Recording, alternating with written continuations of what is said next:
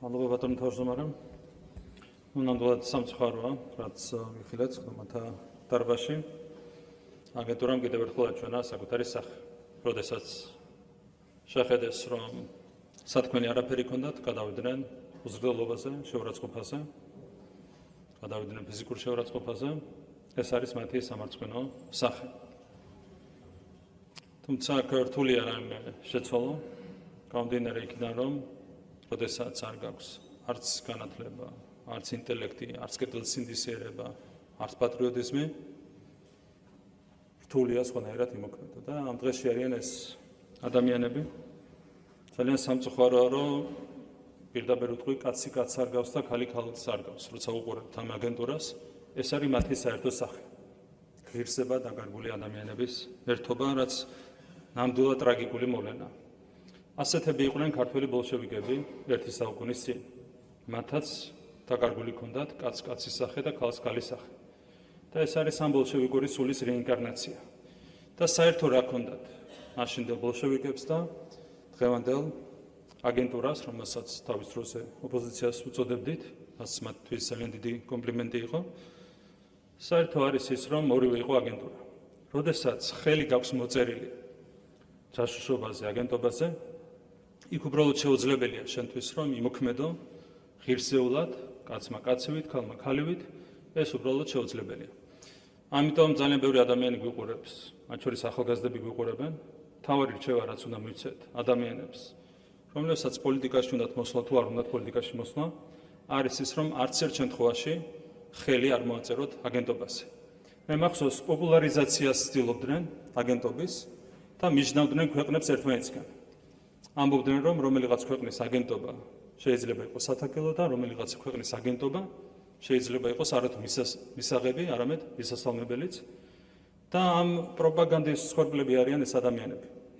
მათ რეალურად ხელი მოაწერეს საკუთარ ღირსებაზე უარის თქმას და ხედავთ ამის კონკრეტულ გამოხატულებას დღეს ჩვენს ხმათა დარბაზში.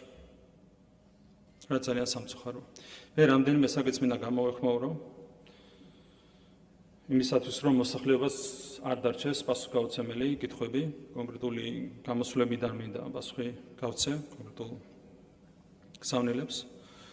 ეჭვი შეიტანეს მოსახლეობის გაზრდასთან დაკავშირებით საქსტატის მონაცემებში და იმის კომპეტენციაც კი არ აქვთ, რომ ჩაეძიონ საქსტატი რას უკავშირებს მოსახლეობის ზრდას, შობადობას თუ მიგრაციულ პროცესებს.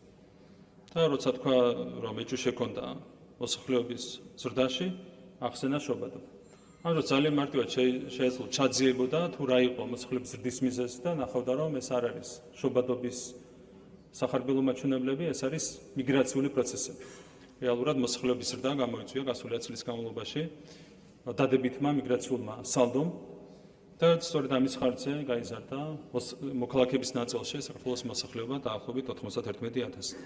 და აქაც საქსტატზე შეიძლება ვიღაცა ასე თქვას, ვიღაცა მისცემ, მათ საქმეა, თუმცა საქსტატი ეფექტურად მუშაობს.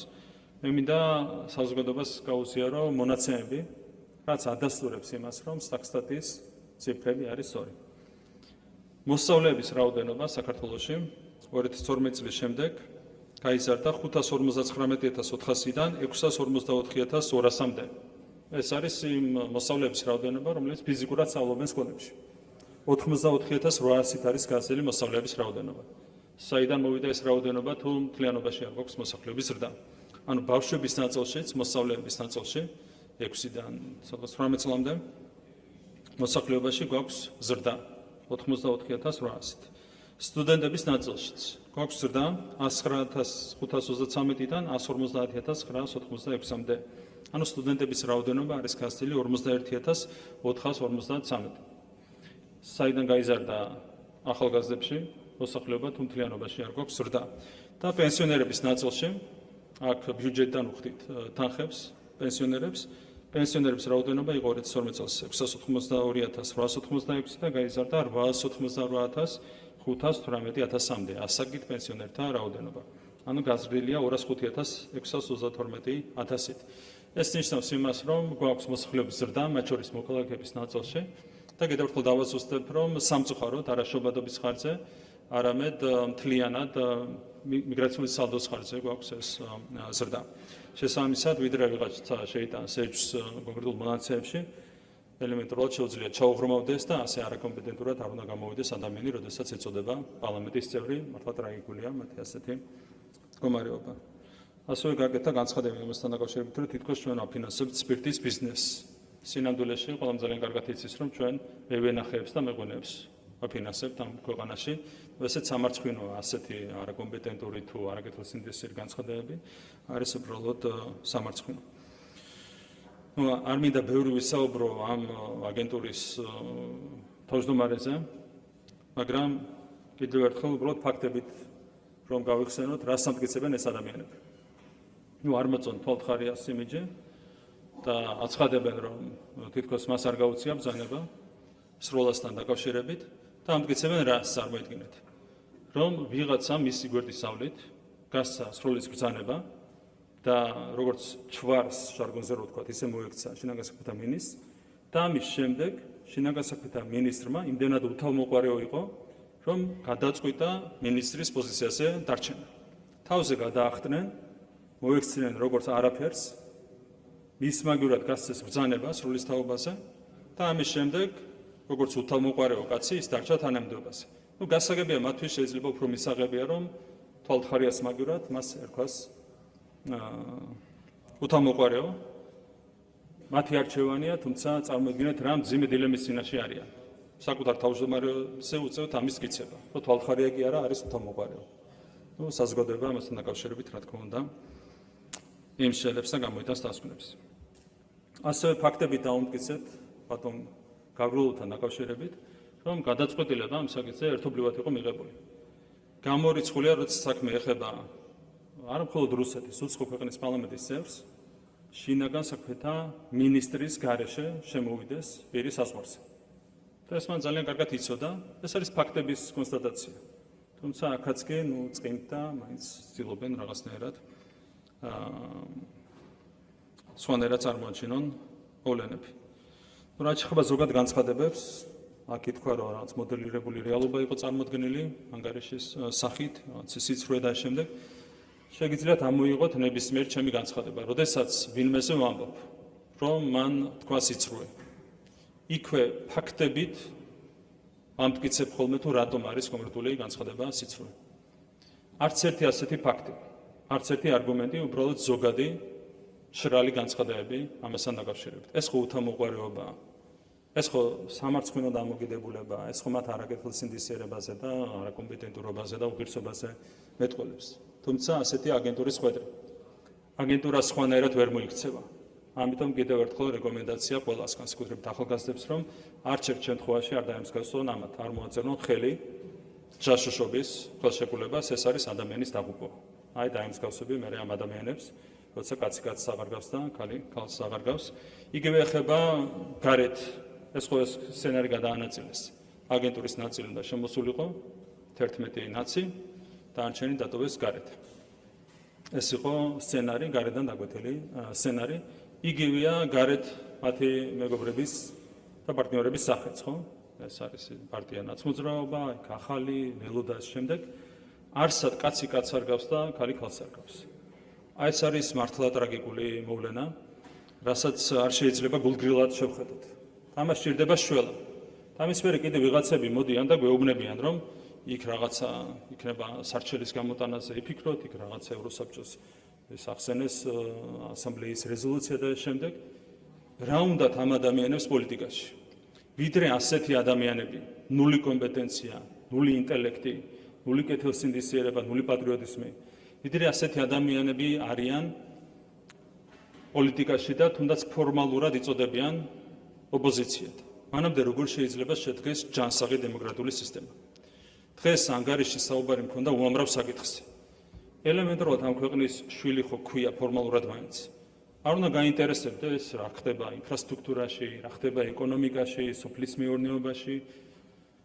არანაირი კითხვა, არანაირი ჩაღრმავება, არაფერი. რატო?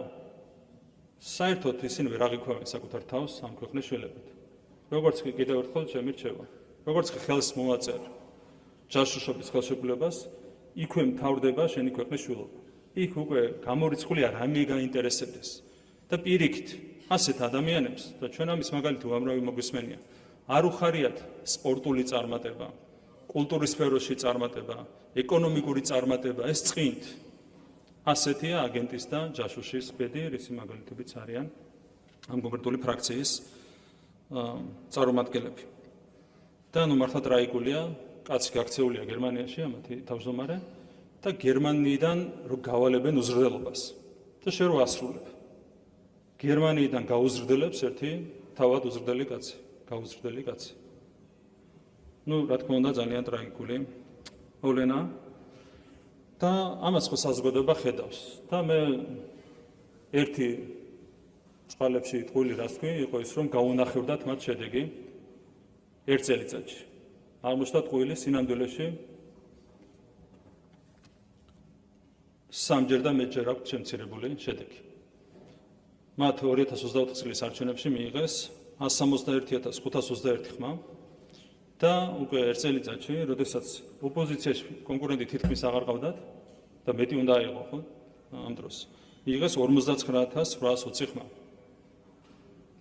ხალხი ძალიან კარგად არჩევს აგენტურას და ჯანსაღ პოლიტიკურ ძალებს. ამიტომ ერთია ის მიმართულებები, რაც განეკუთვნება მთავრობის საქმიანობის ძირითად სფეროს. ეს არის ეკონომიკა, ინფრასტრუქტურა, ჯანდაცვა, სოციალური დაცვა და ბევრი სხვა, რაზეც დღეს გქონდა ცოლად საუბარი. მაგრამ ერთ-ერთი საკვანძო და პრინციპული ამოცანა ჩვენი ქვეყნისთვის და მათ შორის მთავრობისთვის არის პოლიტიკური და დემოკრატიული სისტემის გაჯანსაღება. და ჩვენ ყველაფერი უნდა გავაკეთოთ მომდევნო საანგარიშო წლის განმავლობაში იმისათვის, რომ საქართველოში საბოლოოდ გავაჯანსაღოთ ჩვენი პოლიტიკური სისტემა. ამისათვის გადადგმულია პირველი ნაბიჯები და ეს ყველაფერი ბოლომდეა ისაყვანი და ეს ყველაფერი ჩვენ ერთად უნდა გავაკეთოთ. ჩვენი ქვეყანა არის პატარა ქვეყანა, ძალიან ღირსეული, მაგრამ პატარა ქვეყანა. შესაბამისია ჩვენი რესურსებიც, ჩვენი ტერიტორიის თუ მოსახლეობის სიმცირიდან გამომდინარე და ასე დროს გამოწვევებიც ბევრია. და ასე დროს ქვეყანა ვერ მიცემს თავს იმის უფლებას, რომ პოლიტიკურ სპექტრში ყავდეს ჯაშუშები და აგენტურა. შესაბამისად, ამ კუთხით არის გადამჭრელი ნაბიჯები, გადასათქმელი და რა თქმა უნდა, ამას უნდა დაეთმოს ჩვენი საქმიანობა მომდევნო ერთი წლის განმავლობაში. და ასევე კიდევ ერთხელ აღვნიშნავ, რომ საქართველოს მთავრობა სრულ პასუხისმგებლობას იღებს მომდევნო ერთი წლის განმავლობაშიც ყველა მიმართულებით ქვეყნის წინსვლაზე, განვითარებაზე და რასთავარია პასუხისმგებლობას ვიღებთ იმაზე, რომ სულს და გულს ჩავდებთ ამ ქვეყნის განვითარებაში. დიდი მადლობა ყურადღებისთვის.